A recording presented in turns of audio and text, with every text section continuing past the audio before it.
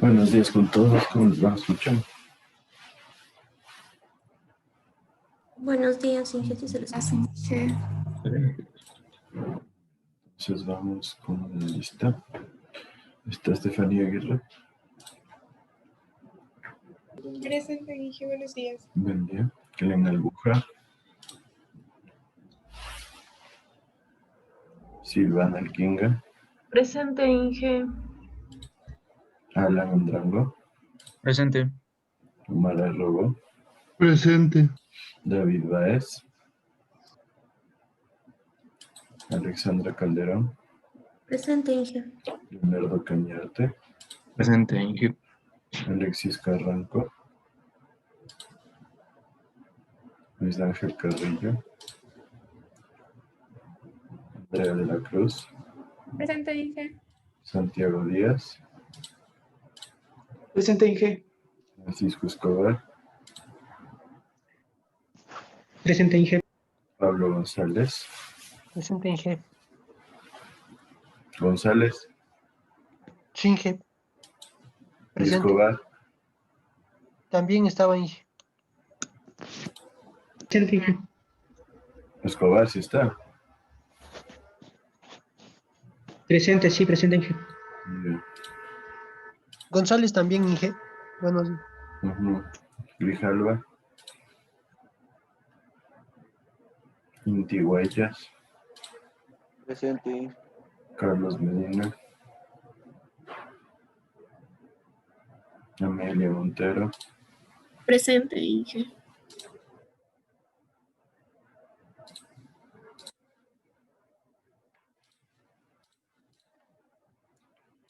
Brian Morbe. Inge, ahorita acabé de entrar, buenos días. Soy Carranco. Orbe, estoy en Orbe. Martín Proaño. Presente, Inge. Israel Ramos. Presente, Inge. Buenos días.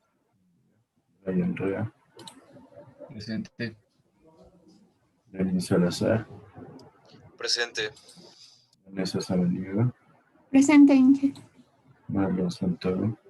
Presente, Inge. Martina Vaca. Presente. Sebastián Vega. Presente. Brian Vizcaíno. Presente, Inge. A ver quién entró tarde. Yo, Inge Carranco. Medina también. ¿Quién? Medina. Medina y Carranco, Inge. Ok.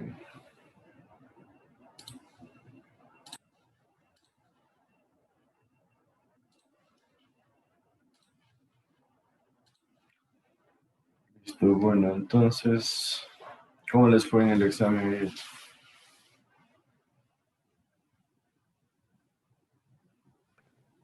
Ahí más o menos, en que hizo falta tiempo para dar la ecuación nada más. Bueno, no he podido revisar, pero creo que estaba bastante fácil el examen.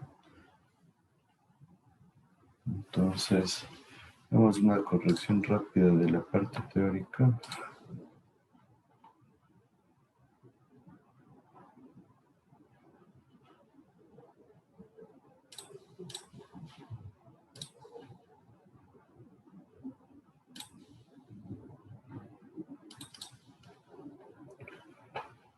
Listo, aquí tenemos, nos dice la primera pregunta, ¿cuál es la razón de utilizar transiciones en canales? La respuesta correcta era evitar que se produzcan pérdidas menores e importantes y turbulencia dentro del canal.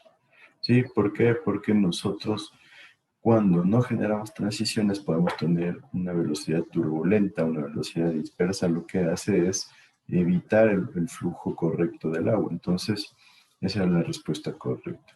Generar un resalto hidráulico no tiene lógica.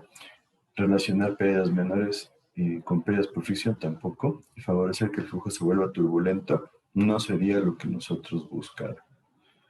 La segunda, ¿cuál es la razón para utilizar un coeficiente de Manning equivalente? La respuesta correcta es relacionar las rugosidades presentes de un canal o sección parcial. Considera la variabilidad de condiciones prácticas para un mismo material, no tiene ninguna lógica. Relacionar rugosidades presentes en varios canales, estamos hablando de un solo canal. Utilizar la ecuación de Manning para evaluar un canal, no es una razón de usar el coeficiente equivalente. Dentro del análisis de estabilidad de empresas, ¿qué sismos se deben considerar? En sismo base de operación, base de regulación y máximo esperado. No tenemos de regulación. De seguridad acá no lo tenemos. Acá de operación, diseño y máximo esperado es el correcto. Aquí análisis, diseño y crítico, no tenemos crítico. ¿Cuáles son los tipos de fallas por estabilidad de empresas? Vuelco, deslizamiento, esfuerzos mínimos y erosión. Acá tenemos erosión, no es. Volcamiento, deslizamiento, esfuerzos excesivos y turificación. Esta es la correcta. Acá empuje no es un tipo de falla y fuerzas horizontales no es un tipo de falla. ¿En qué condiciones no utilizaría un disipador de energía de trampolín o salto de esquí? La correcta es cuando el número de flujo en el ingreso del disipador es menor a 2 y se requiere evitar la socavación aguas abajo de la estructura. ¿Sí? Estamos hablando de un salto de esquí. Entonces, nosotros en el salto de esquí debemos considerar que sí se va a contar con un lecho rocoso. Entonces, no importa la socavación, porque sabemos que se va a generar socavación. Acá vamos de que no se dispone un área para el desplazamiento del proyecto. Entonces, eso sí es cuando se usa un salto de esquí y también cuando el lecho del río es estable. Cuando se puede permitir la generación de pozos de socavación, esto sí se puede permitir. Y vamos a disipar grandes cantidades de energía. Y cuando tenemos un material resistente y tenemos espacio disponible limitado. ¿Cuál es una desventaja del estanque disipador de energía? Nos dice, son obras que requieren un diseño complejo y con varias incertidumbres. En este caso, esta no vendría a ser una desventaja. No podemos conocer la capacidad de disipación de energía. Sí podemos conocerla. No existe un proceso de diseño bien establecido. Sí existe un proceso de diseño. Y requiere mucho espacio físico para su implementación. Esta sí es una desventaja de los estanques porque suelen ocupar espacios demasiado grandes. ¿Cuáles características corresponden a un resalto hidráulico? ¿Es un fenómeno hidráulico? Sí. Se presenta cuando hay cambio de flujo supercrítico a subcrítico, genera turbulencia, sí, y pérdidas de energía también. ¿Incrementa la velocidad del agua? No, más bien la decrementa. ¿Se produce cuando se generan variaciones de la pendiente del canal? No, porque solo es cuando es la variación de flujo supercrítico a subcrítico. Es el resultado del mal funcionamiento hidráulico. Eso está incorrecto. Y la octava, ¿cuál es una característica de los sifones invertidos? ¿No hay posibilidad de generar altas presiones? Sí hay posibilidad. Se desarrollará para facilitar el flujo a través de una depresión cuando no contamos con la gravedad a nuestro favor. Falso, porque sí contamos con la gravedad. ¿Se requiere un análisis de espesores detallado? Sí, esa es la respuesta correcta, porque esta sí es una característica del sifón invertido. Y acá no se considera que pueda sufrir afectaciones por el golpe de ariete. Sí tiene la posibilidad de sufrir afectaciones por el golpe de ariete. Creo que estaba demasiado fácil el examen. ¿Qué me dicen ustedes? Sí, Inge, el teórico Sí, sí. Inge. Creo que no Sí. Creo que el teórico estaba muy fácil, así que espero que lo hayan aprovechado. Y en cuanto a la No práctica, había que corregir una pregunta que ayer estaba leyendo, era el tipo de sí, estaba derecho. corregida aquí en lo que revisamos. Es que no puedo ver la revisión, no la vi. Era la tercera pregunta que revisamos, pero en esta revisión ya estaba corregida.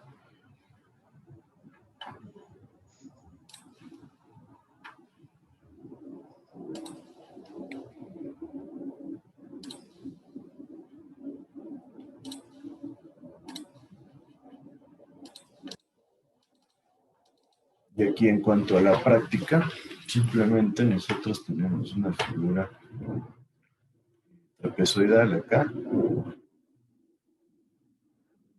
la ven, donde Inge, nos dice, ajá, una cosita. Yo no tomé en cuenta que, digamos, podía deslizarle, digamos, al canal más a la derecha y no tomé el tramo. O sea, solo le tomé como si fuera así el canal y de ahí para arriba, una ahí recta. estamos con un error porque me preguntaron eso, inclusive les dije, ¿no? Me preguntaron si termina con pendiente vertical a la derecha, les dije no. Y aquí está clarito el ejemplo cómo se puede mover, ¿no? Sí, es que yo no me di cuenta que había cómo mover. Siempre hay que estar atentos y me preguntaron eso inclusive.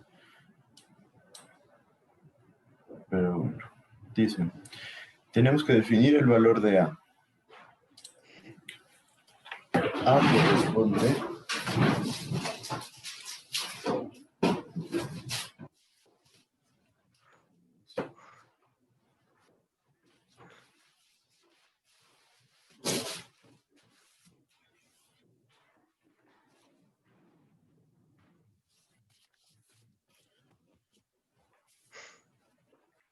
bueno, el valor de A corresponde a este de aquí y va a depender del número de cédula, el último número de cédula, así que tenía que poner cuál es el último número de cédula.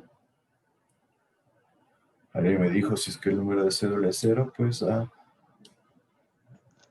es 0. Entonces aquí teníamos el valor, 48 metros acá de longitud, las pendientes de los lados, 5,75 en la zona central, altura. Y acá tenemos el valor de X.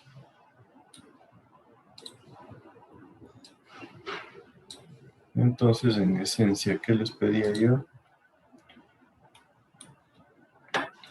Que nosotros analicemos esta sección de un canal compuesto con rugosidad compuesta, en donde nos dice que el caudal es de 525 metros cúbicos por segundo.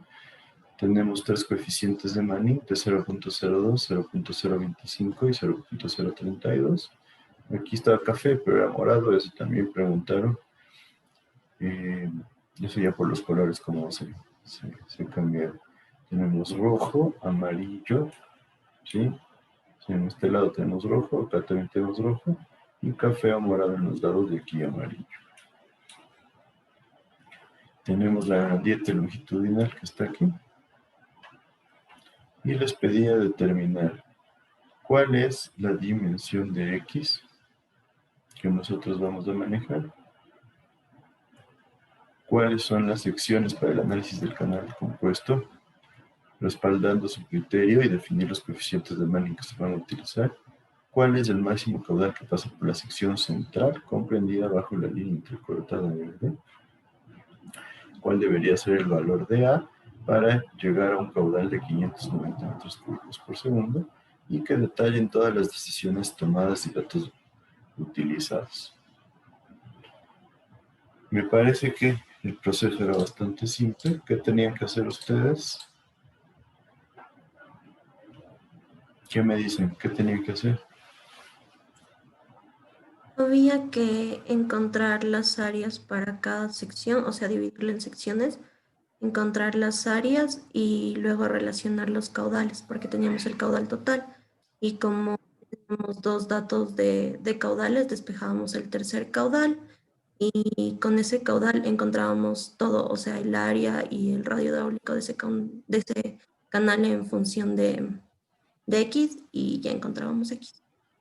Perfecto, ¿no es cierto? Entonces la división lógica de la sección era así, la forma más simple posible, en donde nosotros íbamos a tener esta sección de acá, que era conocida, y entonces yo podía determinar el caudal 1, esta sección de acá, que también era conocida, yo puedo determinar el caudal 2,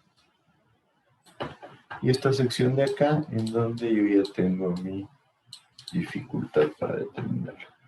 Pero si yo conozco el caudal total, yo sé que el caudal total es igual a Q1 más Q2 más Q3. ¿Puedo determinar caudal 2, caudal 1? Sí, lo podía hacer sin problema. Y para el caudal 3 yo lo dejaba en función de X, de donde yo fácilmente ya sabía cuál es el caudal 3. Y con el caudal 3 yo ya podía determinar X. Entonces, lo que había que tener en cuenta era que para la sección del caudal 1 tengo las tres rugosidades. Entonces, de ley tenía que sacar un coeficiente de Manning equivalente. En este canal de acá tengo dos rugosidades. De ley necesitaba otro coeficiente equivalente. Y acá, en la tercera sección, también necesitaba sacar otro coeficiente equivalente. ¿Sí hicieron eso? Sí. Sí. Sí. Entonces hay que ver cómo hicieron su análisis de coeficientes equivalentes y después simplemente sacábamos el valor de X. Después les decía cuál va a ser el máximo caudal que pasa por la sección central bajo la curva. Entonces asumíamos que solo el flujo llegaba hasta acá. Teníamos un canal simple con un coeficiente equivalente. En este caso tenían que definir si utilizaban esta parte del perímetro como dato para el anterior análisis, pero para el nuevo análisis solo entran estos tres componentes de perímetro y sacábamos cuál es el caudal. Y después, ¿cuál debería ser el valor de A para subir el caudal a 590? En esencia era el mismo análisis, ¿sí? Podían quedarse ya con el valor de X como un número, ¿no es cierto? Sería lo más lógico. ¿Y cuánto se debería hacer A para subir? Se volvió un poco más complicada la ecuación, sí, pero al final era una sola ecuación con una incógnita, ¿sí o no? Y que disculpe, por ejemplo, lo que yo estaba pensando hacer, porque la verdad es que no alcancé, era suponer que el caudal tendría la misma velocidad, o sea, que el canal tendría la misma velocidad, que solo se vería afectada el área. Entonces, igualar o sea, ya tener la velocidad de ese canal, o sea, tener el caudal total y el área total ya cuando descubrimos X. Sacar esa velocidad y eso igualarle a la nueva área con el nuevo caudal. No, porque no debería ser la misma velocidad. Podría, pero no es una obligación. ¿Por qué? Porque la ecuación de velocidad corresponde a 1 sobre n por el radio hidráulico a la 2/3 y la gradiente vale 1,5. Pero ¿qué pasa? Va a variar la velocidad. ¿Por qué va a variar el radio hidráulico? El área ya no va a ser la misma y el perímetro tampoco. Entonces habría que ver si la relación entre área y perímetro es la misma. Entonces no necesariamente va a ser la misma velocidad. Simplemente teníamos que dejar la ecuación de área en función de A y el perímetro también en función de A, ¿no es cierto? Y velocidad sería el caudal, que sí lo conozco, sobre el área que queda en función de A. Entonces tengo una ecuación con un incógnito. ¿Sí o no? Salió una ecuación extremadamente larga. Sí, sería una ecuación larga. No extremadamente, pero una ecuación larga. O sea, pero tomando las mismas secciones, para los tres caudales se formaba una ecuación en función de A, incluso para el n equivalente. Ujú. Entonces eso es lo que quería ver, qué es lo que hacen con esa ecuación. Entonces tengo que revisar qué es lo que ustedes propusieron. En función de eso debería definir qué pasó. ¿Pero qué me dice? Si alguien quería facilitar, podría asumir un par de cosas, ¿no? Habría que ver qué es lo que asumieron ustedes o qué decisiones tomaron. Recuerden que siempre las decisiones yo los valoro y aquí tienen un puntaje de 1,5. Yo, Inge, en lo personal, lo que creo es que, bueno, el examen no estuvo complicado, pero más fue el tiempo que me gasté poniendo en la calculadora, porque al final todo lo que ponía en la calculadora resulta que todos los caracteres que se pueden poner en la fila de la calculadora no me alcanzaban para poner la ecuación. Entonces ahí solo le dejamos puestita ahí. Y luego cuando la pude resolver, me salió un X, no sé, creo que metí mal el dedo, pero me salió un X full grande. Ahí iba a variar, ¿no? X iba a ser variable, pero podría ser un valor grande. Ahorita estamos viéndonos ya la parte teórica meramente. Entonces X sí iba a ser variable, porque esa era la idea. Que todo el mundo analice con diferentes valores de A. Entonces sí, ahí va a haber variabilidad. Entonces, como les digo, sí, podrían haber tomado una decisión. Por ejemplo, se me complica mucho la ecuación, entonces voy a asumir que el coeficiente equivalente es el mismo de antes. ¿Por qué? Porque las variaciones van a ser mínimas. Entonces ahí simplificaban bastante la ecuación. Y si quieren, ya después que saquen el valor de A, podrían volver a comprobar, ¿no? Eso era un proceso iterativo. Esa podría haber sido una decisión bastante coherente para simplificar las ecuaciones en esta última parte 4. Así que la idea es ver cuál es su capacidad de análisis para ver qué decisiones toman y cómo pueden resolver, ¿no? Ejercicios que se van generando un poco complejos, pero con ciertas decisiones podría facilitarse de gran manera la resolución. Entonces veamos qué hicieron y cómo les fue. ¿Alguien tiene alguna otra duda? Yo tenía una pregunta sobre la parte de teórico.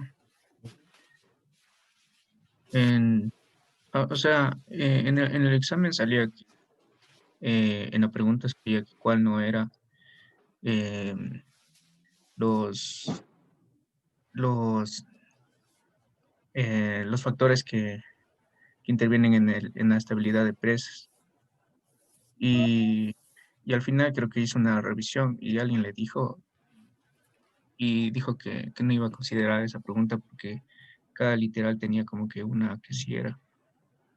Sí, les cambié la pregunta y les dije eso, pero ¿cuál es la pregunta tuya? O sea, que sí está tomada en cuenta todavía la pregunta. Sí, el examen tomamos ayer, ya les dije eso, entonces al momento de calificar tomaré eso en cuenta. Ah, ya. O sea que cuando ya califique va a anular esa pregunta, Inge. Sí. Ya. Ya, gracias. ¿Alguna otra duda?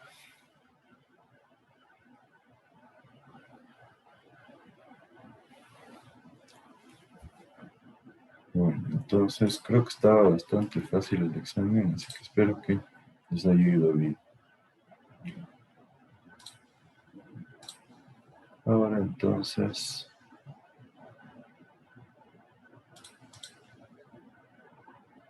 como ustedes estábamos haciendo o revisando lo que es trampolín disipador, ¿no es cierto?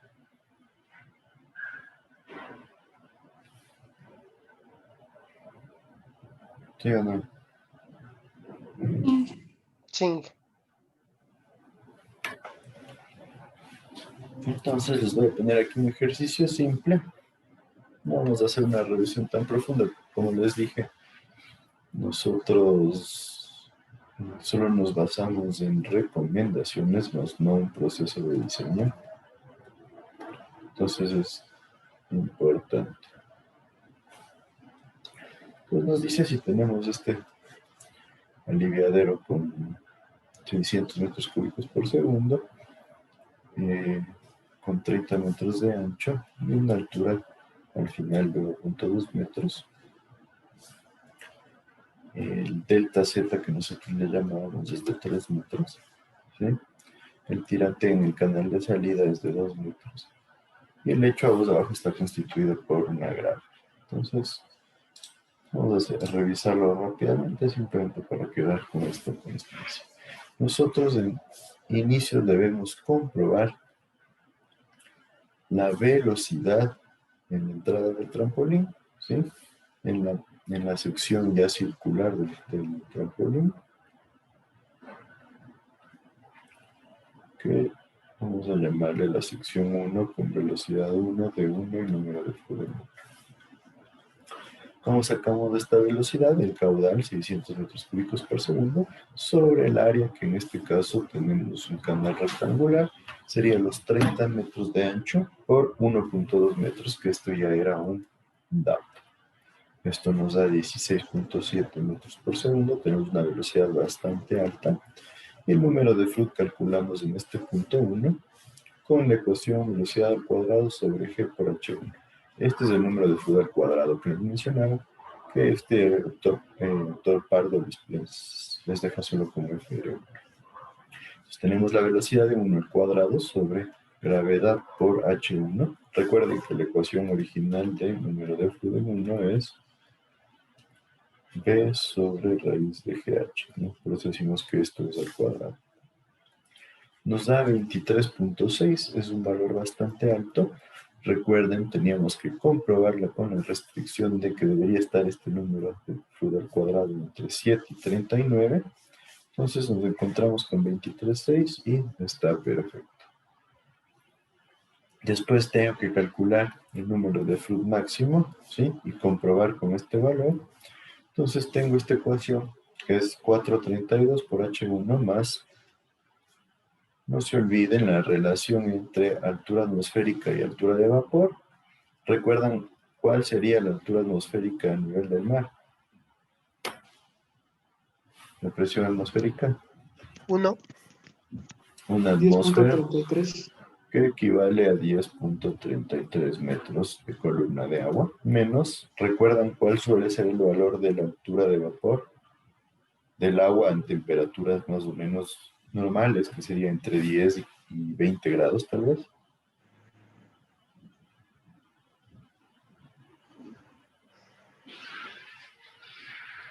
¿Qué me dice?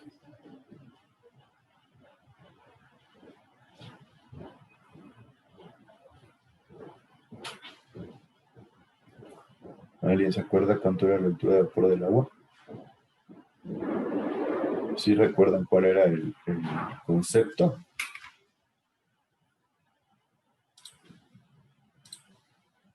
A ver, Vanessa Samaniego, ¿qué me dices tú? No me recuerdo. ¿Qué es para ti entonces el vapor del agua? La presión de vapor del agua, eso lo vimos en cavitación, así que eso no recuerdo, no es una opción ahorita. El vapor de agua no es cuando se calienta por presión y comienza a evaporarse el agua. Y forma burbujas, como te lo acaba de decir, produciendo cavitación. Bueno, algo de cierto y algo de error de concepto. A ver, no se calienta el agua por presión. Ojo, lo que pasa es que ebulle el agua por presión.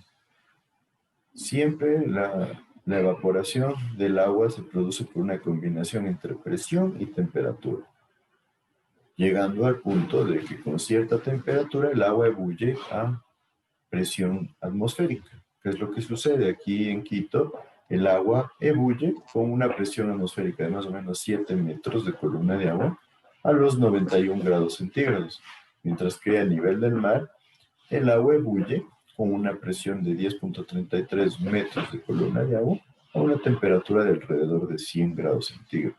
No es que se eleva la temperatura, sino que el agua ebulle.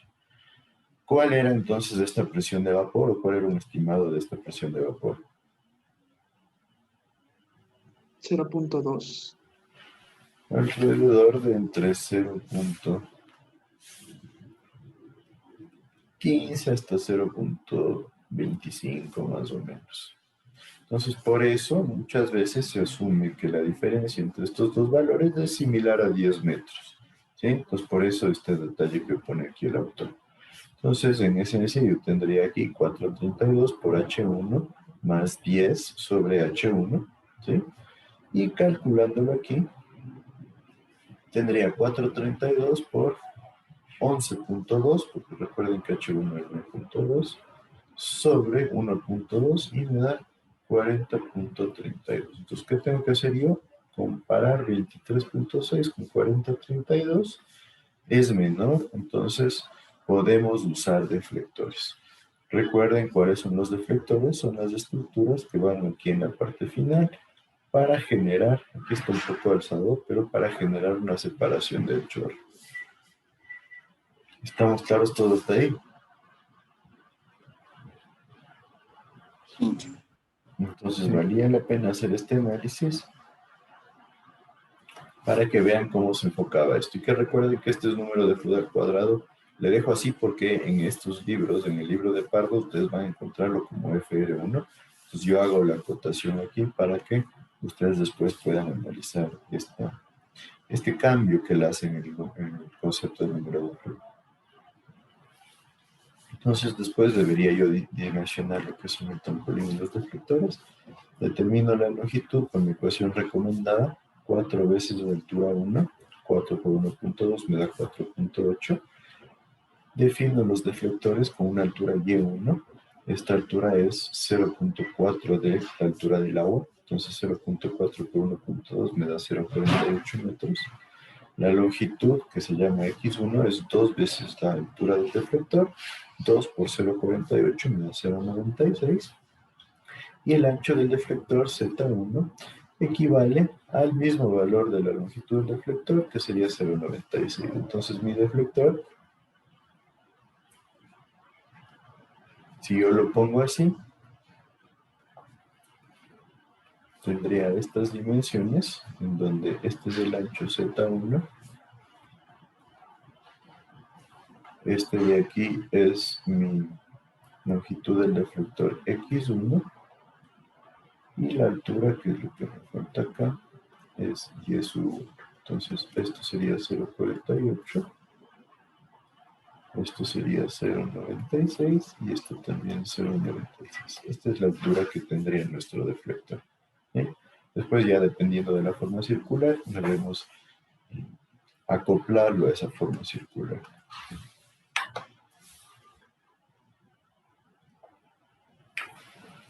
El número de deflectores, si recuerdan, depende del ancho total dividido para 2, que es esto de aquí, 0.5 por 30, sobre Z1, que es el ancho del deflector 0.96, me da 15.6. Ya vamos a ver con cuál nos quedamos, pero en esencia vamos a ver dónde se ubican los deflectores. La distancia A, para que la tengan claro, vamos al dibujo. La distancia A es la distancia que corresponde a la separación entre el primer deflector y la pared vertical. La distancia C es la que corresponde al ancho entre el primero y el segundo deflector. Y la distancia D es la siguiente distancia que se va a mantener entre el restante de deflectores. Entonces, debemos definir estos anchos. Para A nos dice que tenemos el 25% de Z1, que recuerden eran 96 centímetros, me da 24 centímetros, la separación con la vertical. C era igual a Z1, 96 centímetros entre el primero y segundo.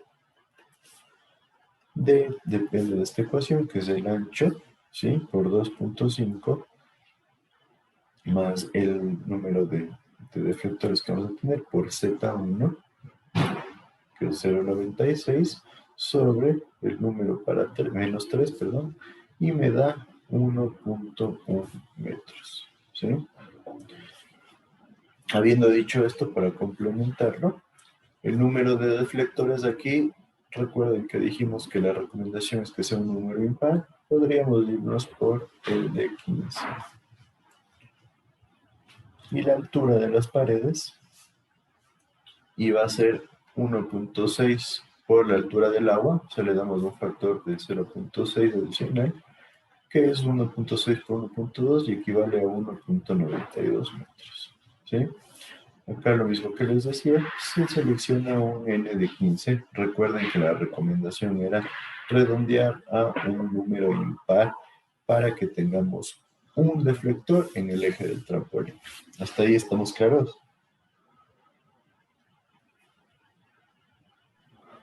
Sí. Sí.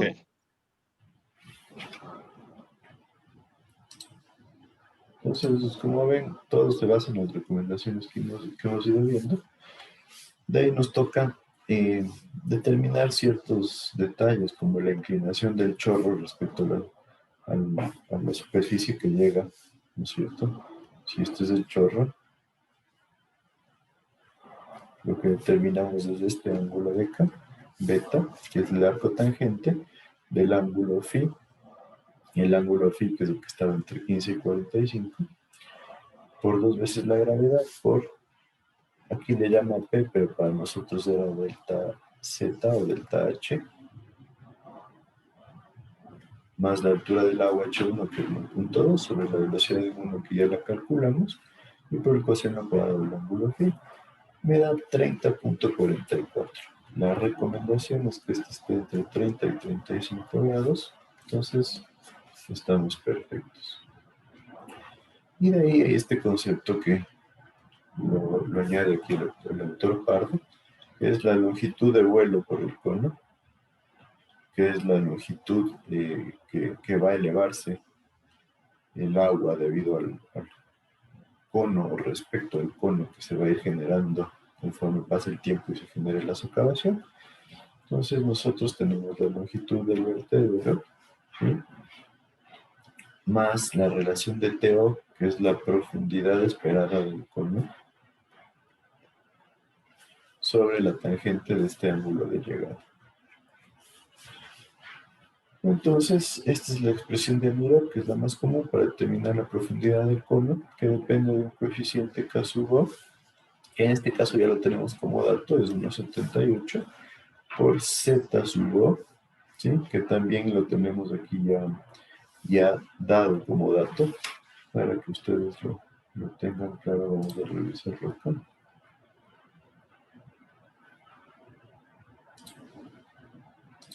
Entonces, esta es la ecuación de Amirov que decíamos. El coeficiente K sub O es un coeficiente que depende de la multiplicación de varios coeficientes, en donde K sub D depende del tipo de suelo, con esta ecuación de aquí. Entonces ya entra la granulometría que nosotros tenemos del suelo, ¿sí? Entonces por eso ya nos vamos un poco al análisis del suelo. K sub beta, que tiene en cuenta el ángulo de inclinación beta, que ya lo vimos, ya lo calculamos. El coeficiente de aireación, que depende de la altura crítica, que es de esta altura crítica para el flujo crítico. ZO, que es la suma de delta Z más la altura del agua más la carga de velocidad del agua. Y estos coeficientes K sub B y K sub D, que dependen del deflector o no deflector. Tenemos 0,7 cuando sí hay deflector. Entonces, simplemente para que ustedes los tengan ahí en cuenta. Entonces, para este caso, ¿no es cierto? Nosotros ya tenemos K sub O como un dato. ¿Sí? ¿Por qué? Porque recuerden, K sub B y K sub TF era 0,7. K sub A ya lo tenemos como dato, K sub beta también. Entonces simplemente el K sub O es la multiplicación de todos los coeficientes y nos da 1,78. Z sub O ya lo tenemos como un dato, ¿no es cierto? Recuerden, Z sub O era delta Z más H1 más la carga de velocidad. Y la altura crítica que depende, ¿sí? O es la altura, más bien dicho, del agua en flujo crítico. Eso es materia hidráulica general, pero deben acordarse, ¿no es cierto? Por eso era, depende del factor Q, que es el caudal sobre unidad de ancho. Por eso es que tenía la forma de ecuación que vimos antes. Entonces simplemente calculamos T sub O y nos da 9.31 y con esto determinamos la longitud de vuelo, que es 36,34. No hago tanto hincapié, como les digo, porque esto es materia de suelos. Sí, y en esencia, nosotros no tenemos un proceso de diseño establecido, sino más bien varias recomendaciones. Como ven, algunos autores no incluyen esta recomendación, otros no incluyen el pozo o utilizan ecuaciones diferentes para el pozo, para la profundidad del pozo. Así que este es el proceso de diseño. Como les dije, dentro de esta longitud del trampolín que nos sirve para determinar el radio, otros autores recomiendan entre 2.5 y 3, otros entre 4 y 6. ¿Sí? Aquí se ha tomado un valor de 4. Tengan en cuenta que esta longitud, este radio, que también acabamos de calcular, si nosotros tomamos en cuenta un coeficiente de 2.5, ¿cuánto me da 2.5 por 1.2? 3, ¿no es cierto? Y si es que yo uso un coeficiente de 6, me da 7.2. Entonces ustedes pueden ver aquí, hay una diferencia bastante importante, simplemente cogiendo dos coeficientes dentro del rango. Y ahora, ¿qué creen ustedes respecto a cuál de estas dos debería yo tomar?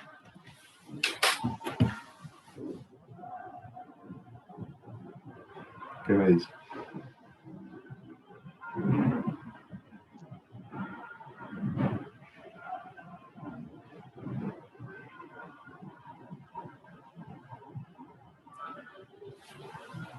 ¿Qué me dice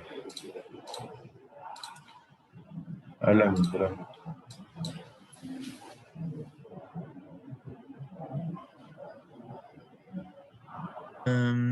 O sea, yo supondría que se debería tomar 7.2 porque tenemos más espacio para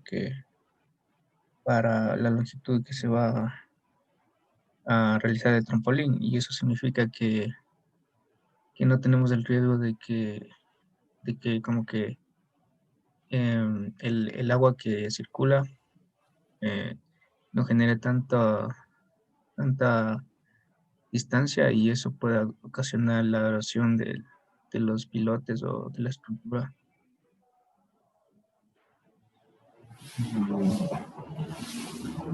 Bueno, habría que ver, pero en esencia todo el análisis que acabas de hacer podría tener cierta parte que vaya por el lado de la lógica, pero hay cierta parte que más bien es una incertidumbre, porque realmente no tenemos ningún detalle que nos diga o si es que es más grande va a estar más lejos del chorro de lo que es la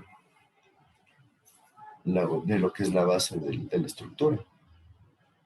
Entonces, la disponibilidad de espacio, sí, correcto, ¿no es cierto? Si tenemos más espacio, podemos hacerle más daño al chorro, pero realmente será un beneficio o no.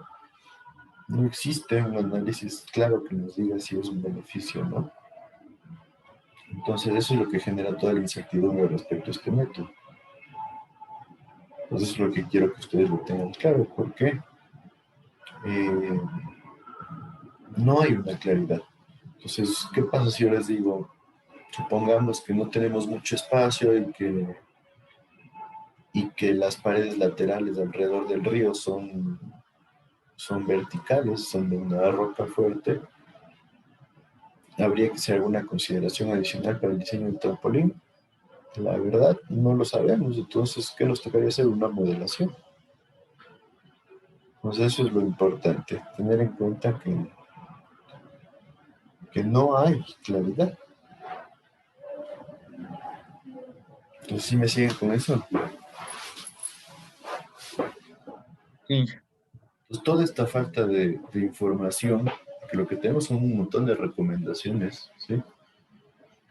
No es más que la razón para que este método no sea tan utilizado. Entonces, normalmente se lo utiliza cuando no se cree que pueda haber ningún problema en el sistema o cuando se cuenta con el presupuesto para hacer una modelación, ¿sí?, detallada en la cual se pueda evaluar el comportamiento que va a tener el disipador. Entonces, ¿hasta ahí alguna otra duda?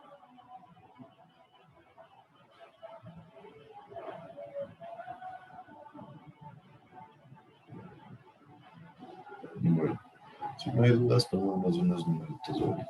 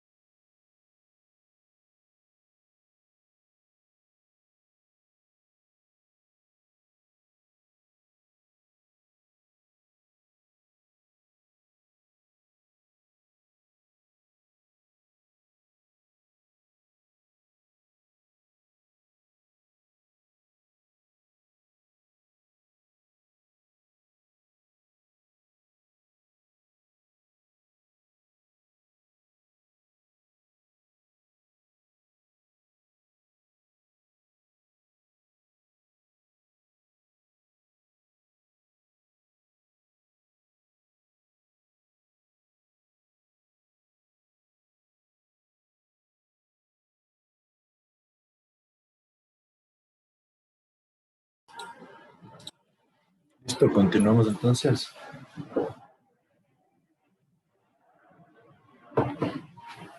¿Me sigue? Sí, Inge. Sí, Inge. Perfecto. Entonces ahora vamos a pasar a este tema que son los disipadores tipo SAF y USB. Entonces, en esencia, estos son diseños generalizados que se han realizado mediante investigación para generar ciertas características que modifican a los cuencos o estanques disipadores. Entonces, en esencia, vamos a partir que todos estos nacen como base del diseño de cuencos disipadores. Entonces, como ven, esta es la parte de la rápida del vertedero. Se genera el estanque y dentro de este estanque nosotros vamos a colocar accesorios para modificar su funcionamiento. Entonces, dentro de estos accesorios nosotros vamos a utilizar, por ejemplo, aditamentos denominados bloques de rápida, que son los que están aquí resaltados con rojo, donde nosotros conformamos una estructura dentada al inicio del cuenco o al final de la estructura. ¿Qué significa eso? Que nosotros vamos a colocar estructuras normalmente de hormigón separadas entre sí, justo donde se termina la espalda del vertedero o la rápida. ¿Para qué creen que nos sirve este tipo de estructuras? ¿Qué me dice Smarto Santo? Sería como para evitar que cuando el agua llega con fuerza choque muy fuerte la parte de abajo del canal. Y también para evitar un poco la turbulencia que se genera. No, no tanto, porque choque no. Lo que se generaría es un cambio de dirección, ¿no es cierto? Para evitar la turbulencia tampoco, porque en esencia se va a generar de ley turbulencia, sino más bien la razón de esto es para que, si lo vemos en planta, tendríamos algo así. El chorro de agua, entonces supongamos que por acá abajo vamos a tener dos chorros distintos. El primero que vaya donde no hay estos bloques va a seguir así. Y el segundo, donde sí hay estos bloques, va a generar una especie de salto, ¿sí? Y esto genera una amplificación del chorro. Entonces, si se genera una amplificación del chorro, nosotros vamos a generar una fricción entre el agua y el aire, ¿sí? Y eso va a generar una mejor disipación de energía. ¿Sí está claro? Sí. Por otro lado, nosotros tenemos los dados amortiguadores o pilares amortiguadores que se colocan en la mitad del estanque y el deflector en la parte posterior. Del deflector ya hablamos un poco en el salto de esquí o trampolín. El deflector sí puede ser dentado o continuo. ¿Para qué nos sirve el deflector?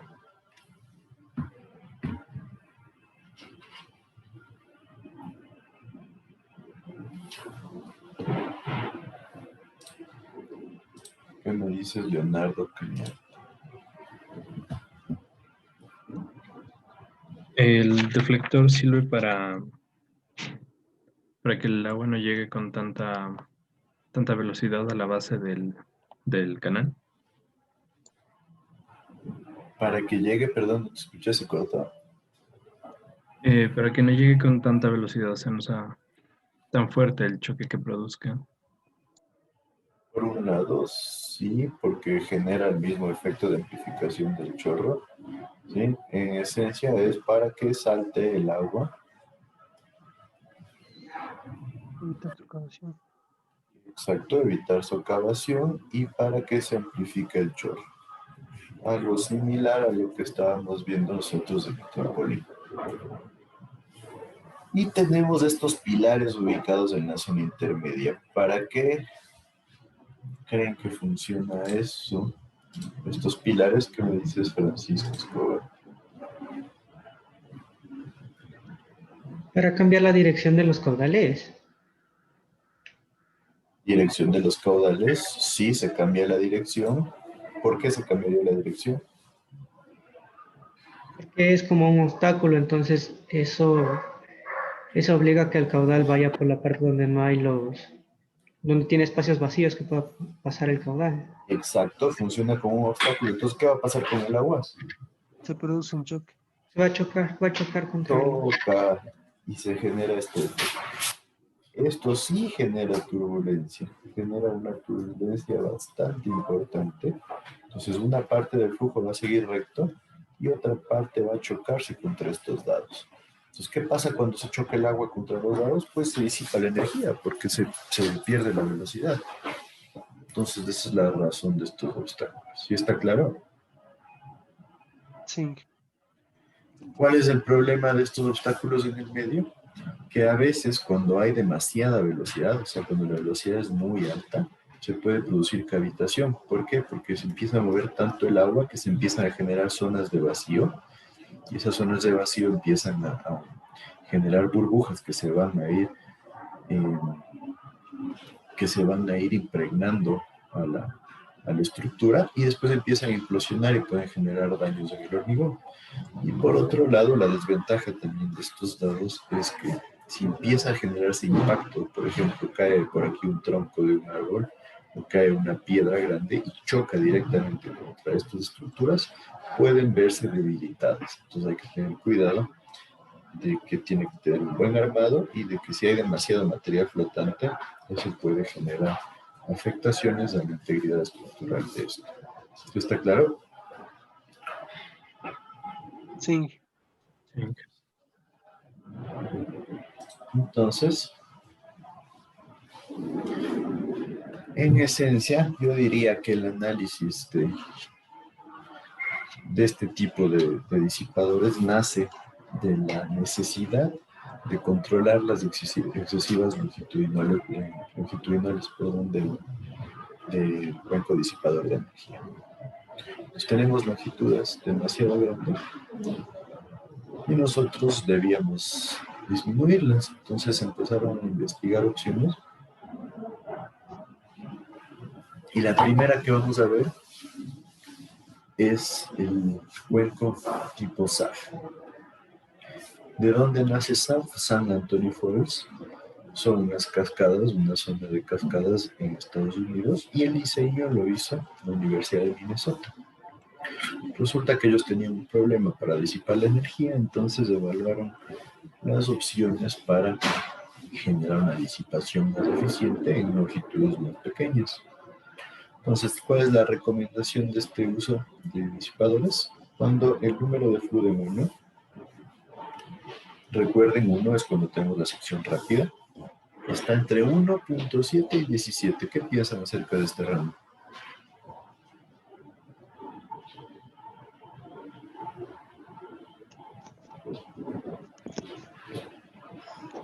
¿Qué me dice? Está alto. Es bastante amplio. ¿Qué significa eso? Que prácticamente tiene una gran Turbulencia. oportunidad de usos, desde una velocidad no tan grande hasta una velocidad bastante grande. Teniendo en cuenta que cuando hablamos de velocidades bastante grandes, hay que tener cuidado lo que les decía del efecto de cavitación en estos bloques del medio, ¿sí? Y de que si tenemos altísima velocidad y viene material flotante, puede producirse daño de la estructura. ¿Cuál es la ventaja de esta distribución? Es que se llega a tener reducciones en la longitud de entre el 80, o más bien dicho 70 y 90%, pudiendo decir que un promedio es el 80%. ¿Qué piensan de ese resultado? Muy bien, porque se ahorra mucho dinero. Muy bien, porque se ahorra mucho dinero, perfecto. Es una reducción bastante importante. Entonces, podemos decir que es un aporte muy bueno. ¿Y le encuentran alguna desventaja?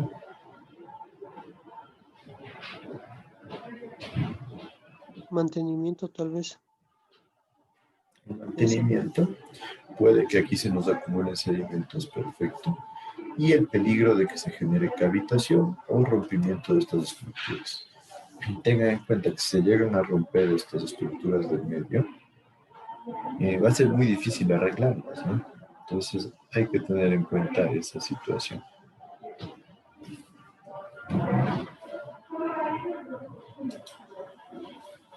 Ahora, ¿cómo está distribuido este disipador tipo SAF?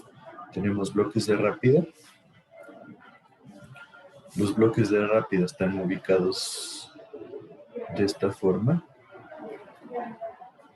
No hay la necesidad de que uno converja con el eje, ¿sí?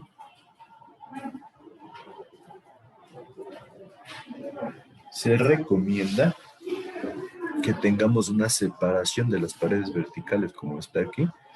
Esta recomendación de 3/8 de la altura Y1, la altura del agua, es bastante coherente. Entonces es una recomendación que no estén pegadas a las paredes laterales. ¿Sí? Tenemos los dados amortiguadores en el centro.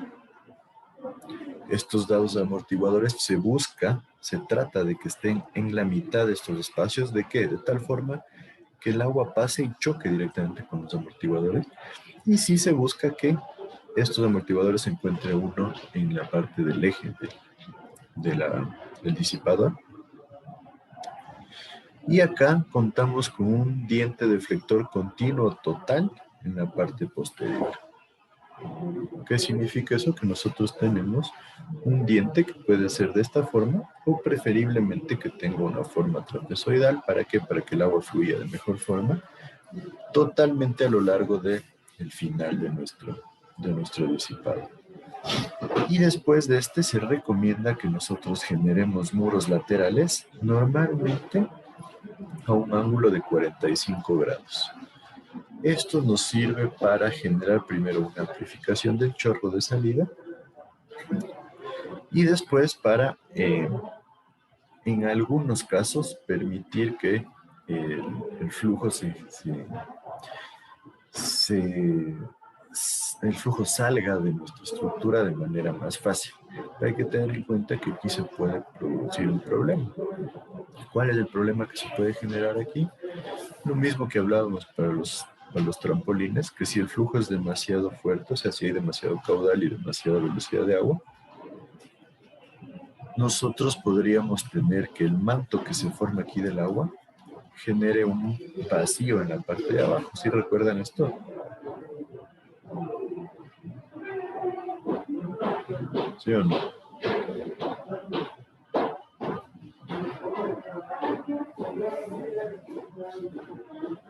¿Qué me dicen? En esos casos había el riesgo que se produzca presiones negativas por debajo, ¿verdad? Exacto. Entonces, si es que nosotros dejamos este deflector aquí y se genera un espacio de vacío acá, hay el riesgo de que tengamos presiones negativas. Entonces ahí hay que tener cuidado y estos muros abiertos a 45 grados nos sirven para permitir que en este espacio se produzca también aireación y evitar este vacío. ¿Sí está claro eso? Sí. Pues esas son las razones de utilizar estas recomendaciones de diseño. Entonces, ¿cuál es el proceso de diseño? Primero, determinamos la longitud del cuenco, ¿no es cierto? Ya tenemos nuestro límite de número de flujo.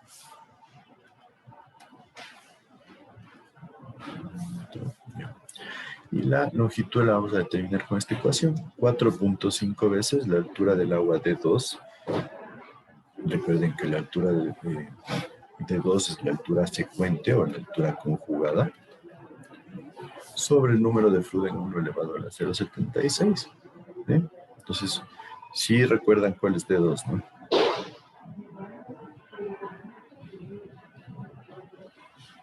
¿Qué me dice? Inti Guayas, ¿qué me dices tú?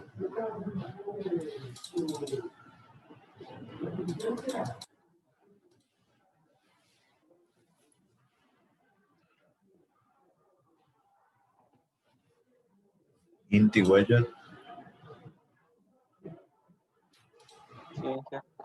¿Qué me dices tú? No lo escuché, bonito. Ahora necesito que prendan las cámaras ahorita. Si alguien le preguntó algo y no me responde, es que le tendrá falta. ¿Qué es la profundidad secuente?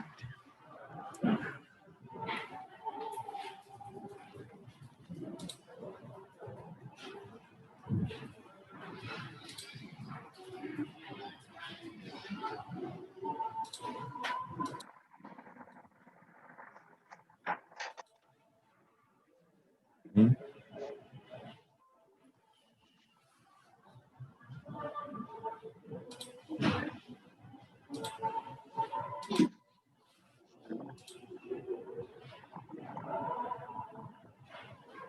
Inti.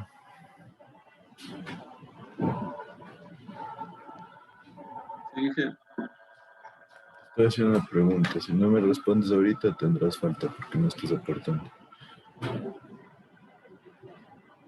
Es la altura entre los bloques de entrada y del piso de la pared. ¿No?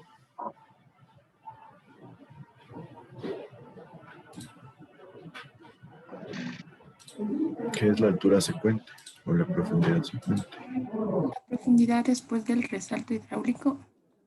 Profundidad después del resalto hidráulico. Si vuelvo a preguntar algo a alguien y no está parando bola, tiene falta. Tengan eso clarísimo. Es la profundidad conjugada después del resalto hidráulico. ¿Sí? ¿De dónde se lo obtiene?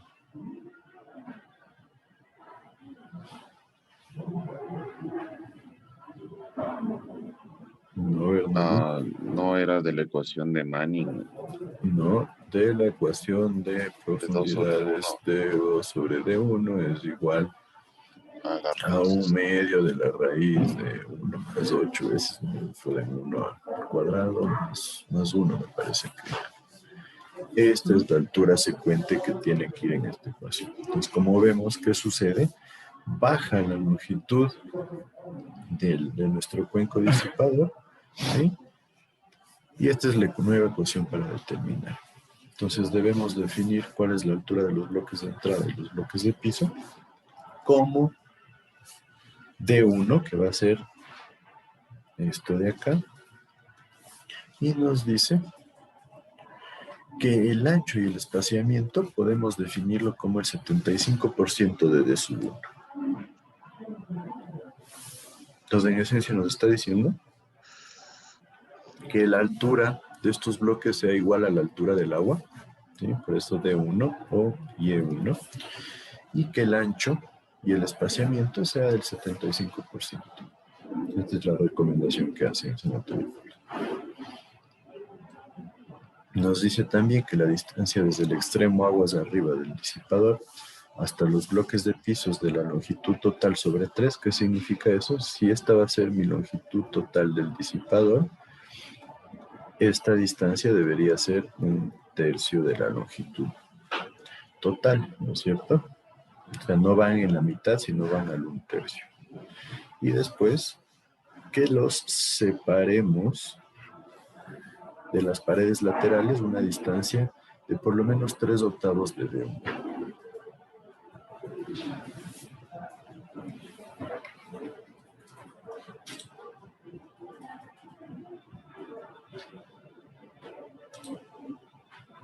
Después nos dice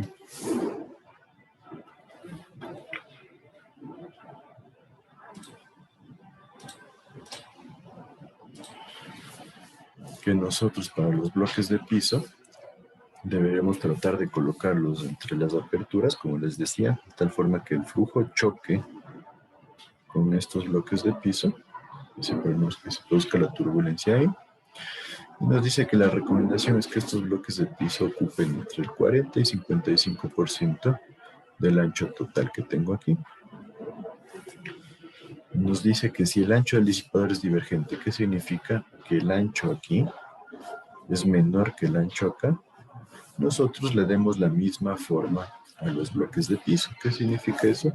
Que podría ayudarle a este bloque de piso una forma abierta, ¿sí? Proporcional a la diferencia de anchos que haya en el total del disipador. Y la altura del umbral de salida, ¿no es cierto?, de este diente de acá, del deflector, debería ser por lo menos del 7% de la altura conjugada de su 2 o de la altura 50.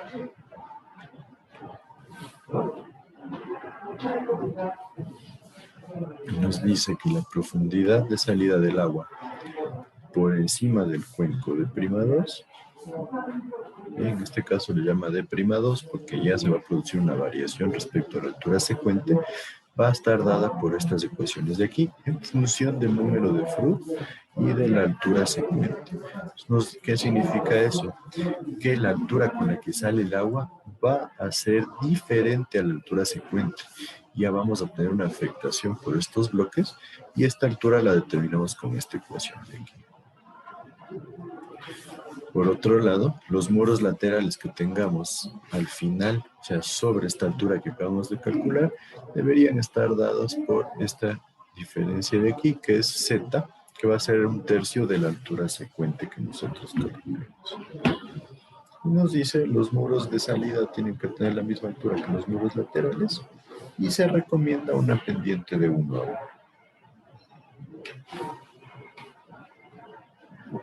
Como ven, hay varias recomendaciones que considerar, pero es un diseño bastante simple. Por otro lado, nos dice que el muro de salida esté a 45 grados, de esto ya lo hablamos. Los muros laterales pueden ser paralelos, o sea, podemos tener paralelismo entre estos, o también pueden ser divergentes. Buscamos a veces que sean divergentes para mejorar la amplificación del chorro, para que sea un chorro más ancho. Nos dice que incluyamos un muro de cortina de profundidad normal en el extremo del cuenco. El muro de cortina simplemente es un muro de protección. Y que para el diseño no consideremos el efecto de atrapamiento del aire, especialmente en esta zona de abajo. ¿Por qué? Porque ya nos está recomendando tener muros a 45 grados que van a evitar el atrapamiento de aire y la generación de vacío. Este es el diseño total de lo que es ya el tipo SAF, el disipador tipo SAF. Como ven, lo que hay que hacer simplemente es seguir las recomendaciones y generar un diseño claro con un dimensionamiento lo más cercano a las recomendaciones posible para producir una buena disipación de energía. Por otro lado, tenemos los estanques o cuencos disipadores tipo USBR, en donde el USBR, el US Bureau of Reclamation, una institución de Estados Unidos que se dedica a la investigación, generó varios tipos de diseños generalizados, en donde tenemos 5 diferentes, de donde nosotros vamos a verlos, algunos un poco más de detalle y otros un poco más rápido. Y nos dice que el tipo 1, el USBR1, es el que genera resalto hidráulico en un piso plano sin accesorios.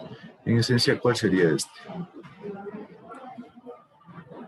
El estanque disipador. Exacto, el estanque disipador. Entonces, ¿qué significa? Que ellos definieron como el estanque normal el USBR tipo 1. Y después, el USBR tipo 3 es exactamente lo mismo que el cuenco tipo SAF, pero tiene un factor de seguridad más alto. ¿Por qué? Porque los requisitos del buró son bastante estrictos. Entonces, la diferencia es que debido a las seguridades que utiliza el buró, la reducción de longitud llega hasta más o menos 60%. ¿Cuánto llegaba el SAF?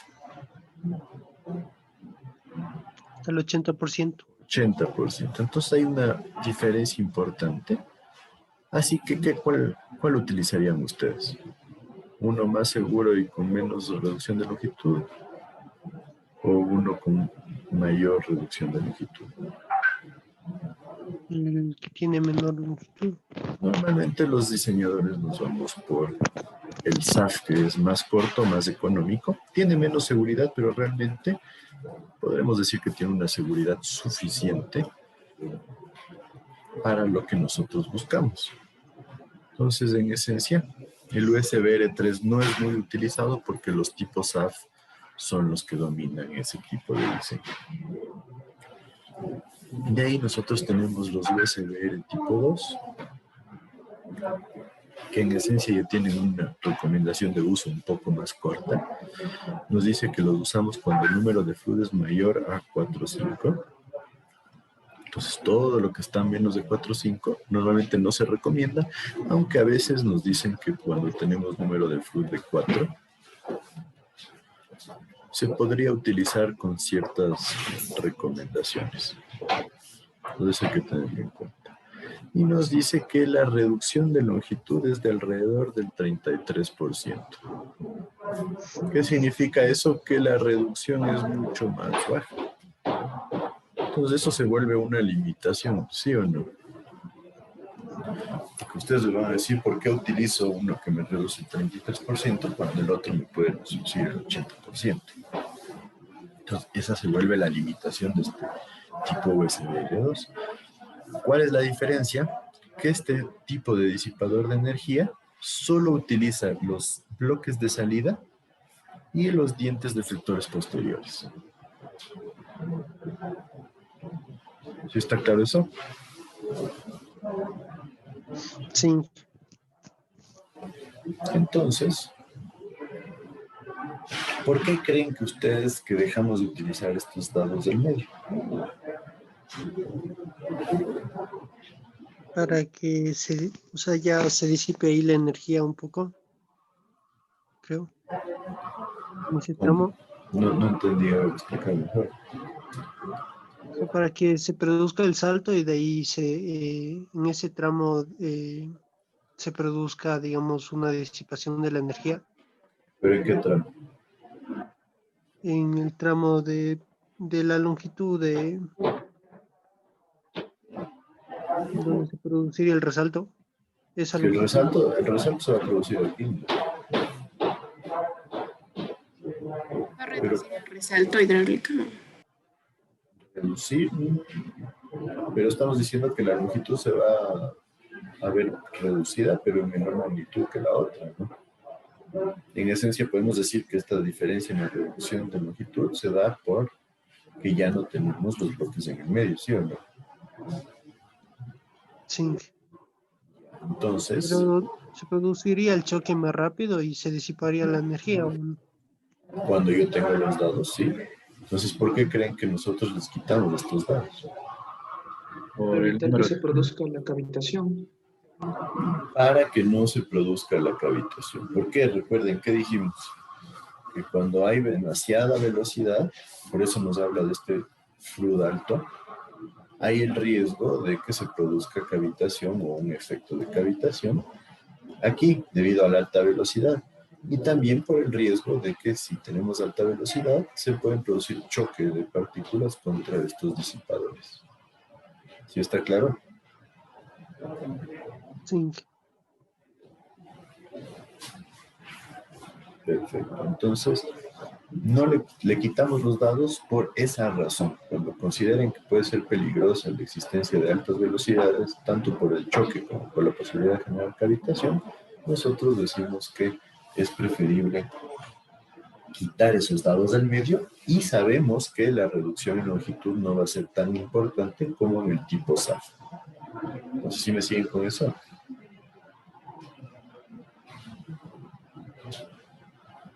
Sí. Perfecto, entonces nosotros debemos fijar la elevación del piso, ¿no es cierto? ¿Cuál es la profundidad con la que va a llegar el agua en la parte del disipador? Y después determinamos la profundidad secuente. Tenemos la ecuación de la profundidad secuente de la que estábamos hablando.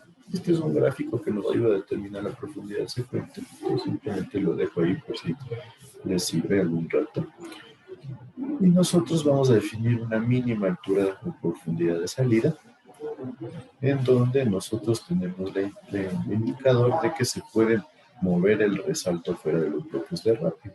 Esto generaría la barrida, o ¿cierto?, o el desplazamiento del resalto. Entonces, nuevamente lo mismo que ya hablábamos antes, cuando hablábamos del disipador, del estanque disipador, tienen que ser igual la profundidad secuente con la profundidad normal del río, ¿sí? Y nos dice que un 5% de factor de seguridad podría ser recomendado por el ICD. Nos dice que podríamos utilizar un FLU de 4, o sea, utilizar este tipo de disipador con un FLU de 4, pero habría que evaluar si se necesita suprimir ondas. En algunos casos, debido al resalto hidráulico, se puede producir ondas o una especie de oleaje. Entonces hay que tener cuidado porque ese oleaje puede ser complejo y puede generar molestias en el diseño.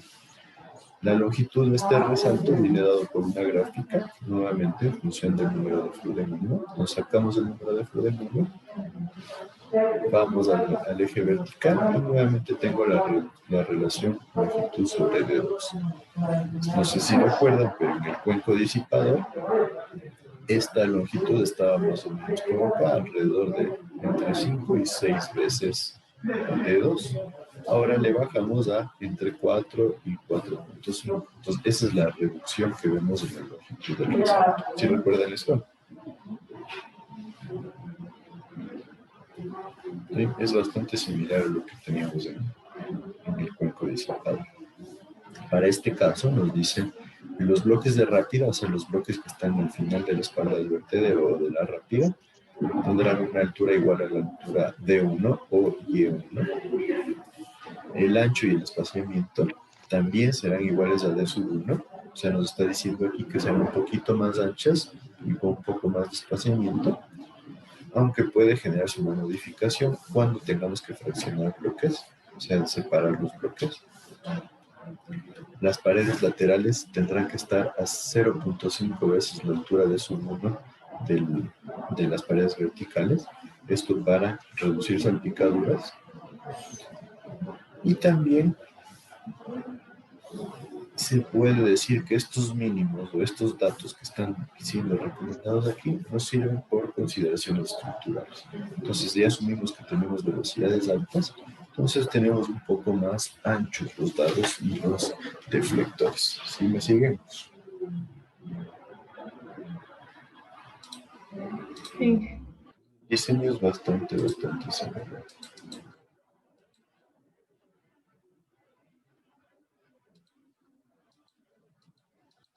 No olviden que les pedí que enciendan las cámaras. Si hay gente sin las cámaras encendidas, les voy a poner falta.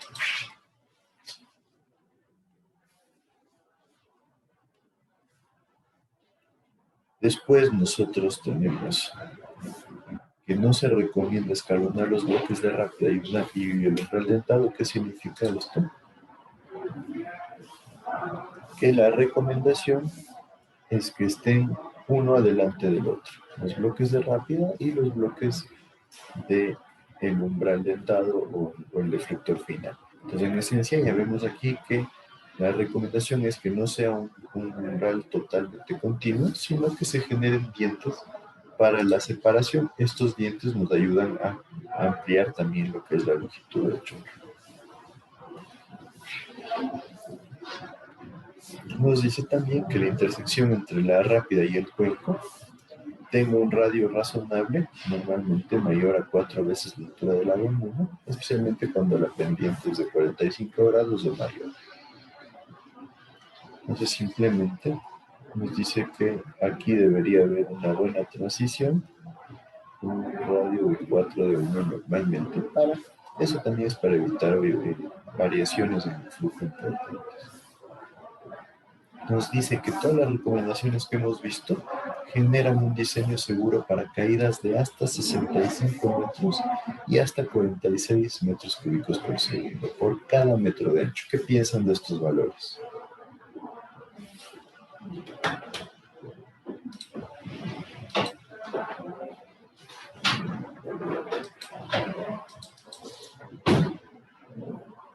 ¿Ok? ¿Qué me dicen? ¿Qué me dices, Brian? ¿Qué te parecen estos valores?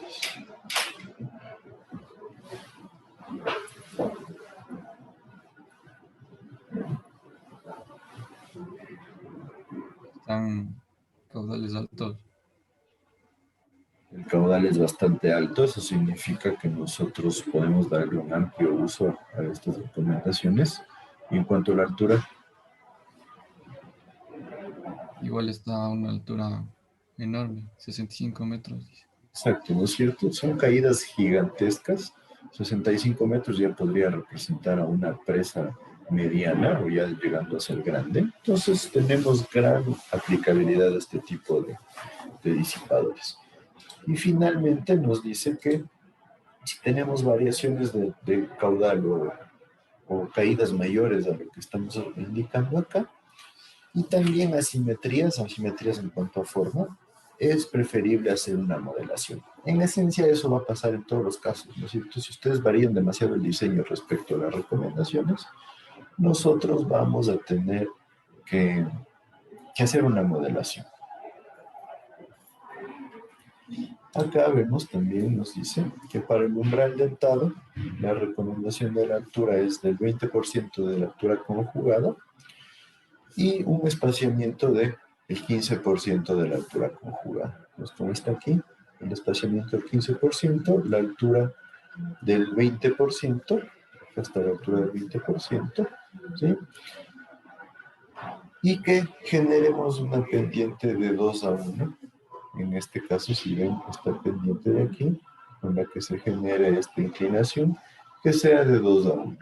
Pues ya se genera un poco de modificación, ¿no? Porque en esencia tenemos un diente así. Nos está recomendando también que aquí tengamos el 2% de B sub 2 como una altura plana. Esta es una recomendación estructural para generar una facilidad de diseño. Aquí les he puesto un ejemplo, si es que alguien quiere revisarlo más a profundidad, pero por cuestiones de tiempo no vamos a realizarlo. Y después vamos a pasar a estos disipadores tipo 4, USBR tipo 4, en donde nosotros ya tenemos un uso diferente. Estos usos ya lo vamos a ver, pero se limita a números de Flood entre 2,5 y 4,5. Ya es un grupo de números de Flood bastante más limitado. Y en esencia se enfoca a reducir ondas excesivas creadas por resaltos no perfectos. Entonces, para esto vamos a ver nuestros números de Flood que teníamos por acá antes. Acá. Entonces, ¿qué característica le vemos a los números de Flood que están entre 2,5 y 4,5, que vienen a ser estos de acá?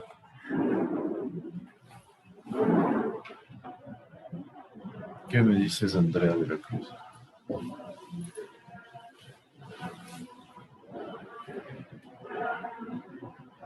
Tiene que ser un salto bastante, o sea, pronunciado. ¿Qué te refieres con pronunciado? O sea, va a ser muy variante. ¿Qué sentido? A ver, explícame un poquito mejor. O sea, lo que entiendo por salto oscilante es que va a tener diferentes variaciones. Ya, va a tener oscilaciones o variaciones, sí. ¿Y eso qué puede generar? Aquí vemos el dibujo, ¿no? Aquí están las variaciones o las oscilaciones. ¿El salto hidráulico o turbulencia? La turbulencia se genera si hay turbulencia. No hay demasiada turbulencia. Recuerden que cuando hay bastante turbulencia, hablamos de un salto estable, un salto fuerte. Entonces estamos en un punto medio entre un salto débil y un salto fuerte, porque el salto estable es cuando tenemos entre 4, 5 y 9 y el fuerte cuando tenemos más de 9. Entonces se genera un punto intermedio. Entonces hay turbulencia, pero también hay oscilaciones. ¿Cuál es el problema de estas oscilaciones? Que estas oscilaciones pueden continuar a lo largo de la longitud. ¿Y qué puede generar estas oscilaciones? Si es que yo ya no tengo un canal recubierto o un río, estas pueden generar daños en la tierra del cauce, por ejemplo, ¿sí? O si es que hay enrocados, también en los enrocados, porque se genera una especie de oleaje. Entonces, ¿qué pasa? La lógica o la razón nos diría que tratemos de eliminar esas ondas. Entonces ahí es cuando aparece este disipador tipo USB-R4, en donde nosotros lo que hacemos es tratar de deshacernos de las ondas excesivas. ¿Sí? ¿Sí está claro ahí?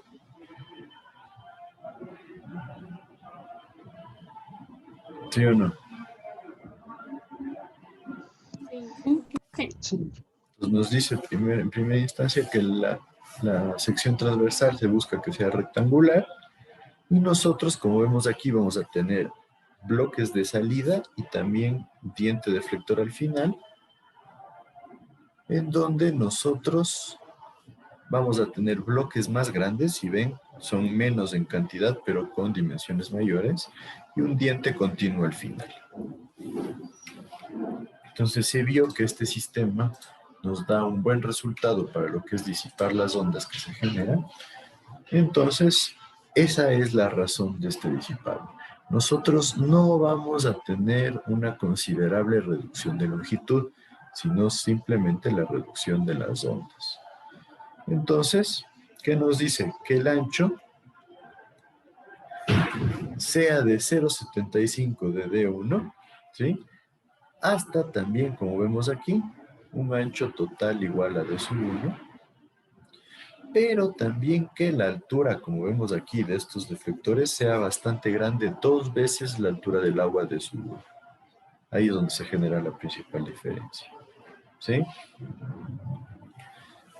Y como no vamos a tener reducción de longitudes considerables, vamos a calcular la longitud del disipador de la misma forma que generamos el cálculo de la longitud de nuestro cuenco disipador. Entonces, ¿cuáles son las recomendaciones? Un espacio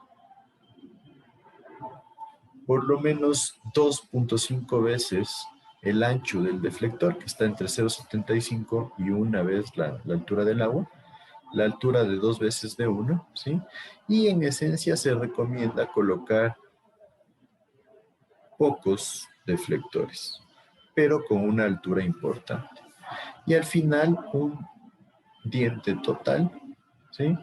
Con la misma altura de 2 veces de su 1, ¿sí? Algunas veces se dice que este umbral también puede ser opcional, pero es preferible que nosotros lo coloquemos totalmente. Entonces, como ven, no hay mayores diferenciaciones respecto a esto, así que podemos decir que es un diseño bastante simple, pero su objetivo es totalmente diferente. Nosotros buscamos disipar ondas, no reducir la longitud del resalto. ¿Hasta ahí alguna duda?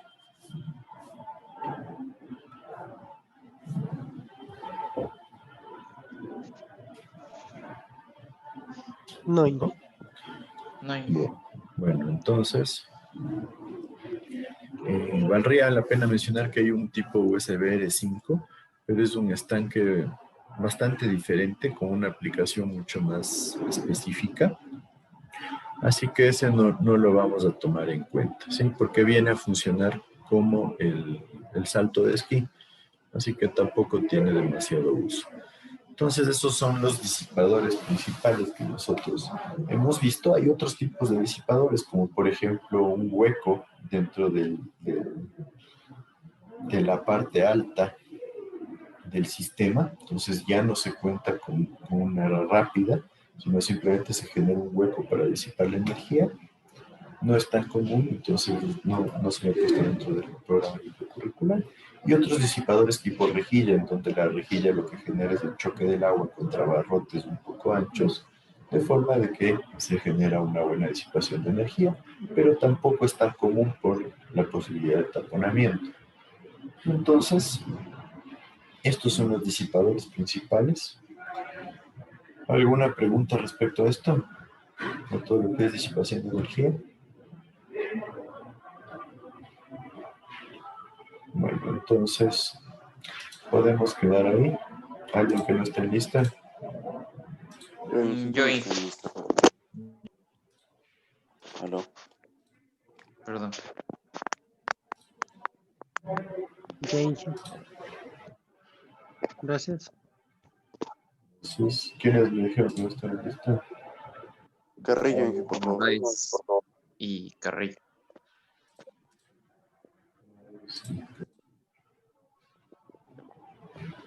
Listo. Buen fin de semana para todos. Hasta luego. Gracias, Inge. Hasta luego, Inge. Pásale.